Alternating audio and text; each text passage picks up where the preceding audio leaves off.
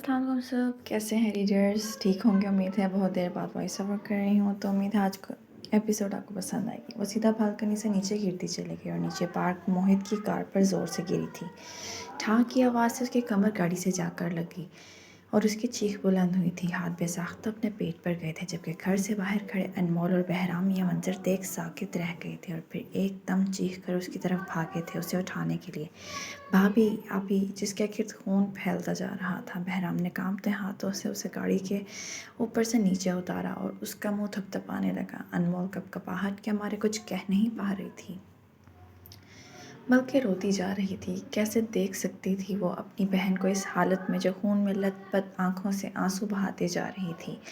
दर्द की शिद्दत से आंखें मीच रखी थी, चेहरा सुर्ख पड़ रहा था। यकीनन शदीद जख्मी और शदीद दर्द में थी, जिसके बायस आंसू रवानी से उसकी आंखों में से बहते जा रहे थे जबकि सांसें रुक रुक कर चल रही थी। वो चीखना चाहती थी, चिल्लाना चाहती थी दर्द से, मगर आवाज़ हल्क में अटक चुकी थी।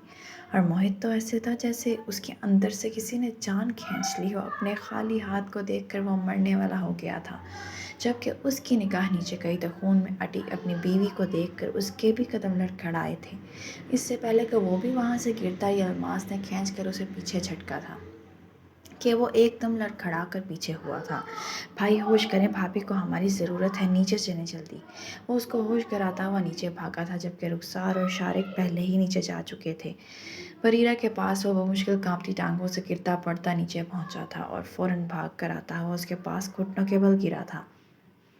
बरीरा, बरीरा मेरी जान, आंखें खोलिए। क्या हो गया? क्या कर लिया आपने अपने साथ? मेरी तरफ देखें बरीरा, क्या मुझे सुन रही हैं? वो उसका मुंह थपथपाते हुए दीवानों की तरह बोला था। उसका बस नहीं चल रहा था कि उसे उठा कर खड़ा कर दे, जिसने अपनी आंखें दर्द की शिद्दत से मीची हुई थी। अपने हमसफ़र की पुकार पर बमुश्किल ही वो आंखें खोलकर उसे देख पाई थी, मगर आंसुओं की धुंध ने दगाबाजी दिखाते उसे कुछ देखने नहीं दिया था। उसने आंखें झपक कर आंसू हटाने चाहे, मगर उसमें इतनी भी हिम्मत नहीं थी। मोहित ने फ़ौरन उसके आंसू साफ किए और उसे देखने लगा। मेरा बच्चा। वो पेट पर हाथ रखकर सिसकी तो मोहित की आंखों से भी आंसू बहते उसके चेहरे पर गिरे थे। मैं आपको कभी माफ़ नहीं करूँगी मोहित। आपने मेरी एक ना सुनी। कहा था ना मोहित कि आपकी आंखों में शक नहीं देख पाऊँगी, मर जाऊँगी। और देखें, मर गई। अब मेरे में इतनी सख्त भी बाकी नहीं कि आपके नाम के बग़ैर सांसें गुजार सकूं। तलाक का कलंक एक दफ़ा तो मैं बर्दाश्त कर गई थी, मगर अब ये मेरी जान लेकर छोड़ेगा। इससे पहले कि आप मुझे तलाक दें, ये सांसें मेरे साथ वफ़ा करती उखड़ जाएंगी। मगर मेरे बच्चे का तो कोई कसूर ना था।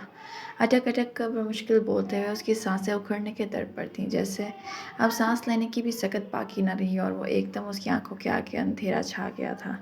बरीरा, बरीरा, वो चीखता रह गया, मगर उसके वजूद में कोई जुम्बिश ना हुई।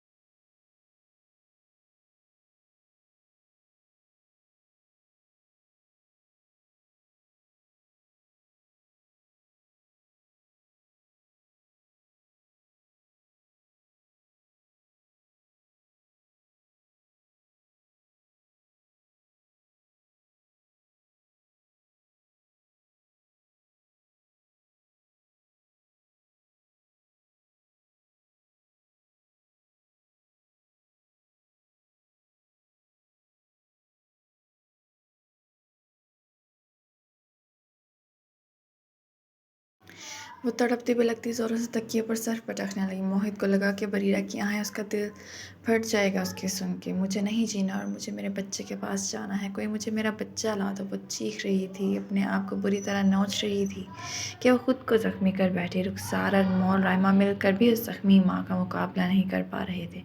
میں کبھی آپ کو معاف نہیں کروں گی موہت، آپ کی بے رخی نے میرے بچے کو چھین لیا، مجھ سے چلے جائیں۔ وہ رخسار کے کندھے میں سر دیے چلا کر بولی۔ تو آج کی ایپیسوڈ ہوئی ہے یہاں ختم۔ جلدی سے ایپیسوڈ کو لائک کریں، شیئر کریں، کمنٹ کریں اور چینل کو مسٹ سبسکرائب کریں۔ اب تک کے لیے اتنا ہی، اللہ حافظ۔